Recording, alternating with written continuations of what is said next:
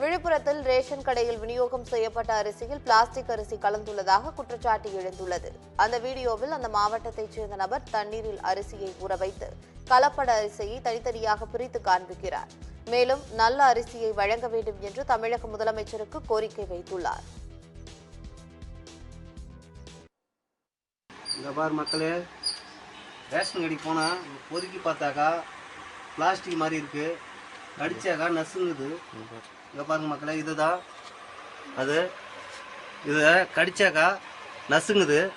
இங்கே பாருங்க ஐயா, அந்த அரிசி மட்டும் சுத்தமாக கொடுங்க ஐயா. நீங்கள் கொடுக்குறீங்க, ஃப்ரீயாக கொடுக்குறோன்னு நாங்கள் மாதம் மாதம் வாங்கி சாப்பிட்றோம். அதை கொடுக்குறத நல்ல பொருளாக கொடுங்க. இதை மாதிரி சாப்பிட்டு நாங்கள் எத்தனை காலத்துக்கு உயிர் வாழறது? ஃபுல்லாக குட்டிங்க நாங்களாம் வாழ்ந்துட்டோம், பசங்கள்லாம் இதை தான் சாப்பிட்றோம். அவங்களாம் வாழ்ந்து வரணும். இந்த மாதிரி பொருள் கொடுத்தா நாங்கள் எப்படி சார் உயிர் வாழ முடியும்? இதை நீங்கள் கவர்மெண்ட்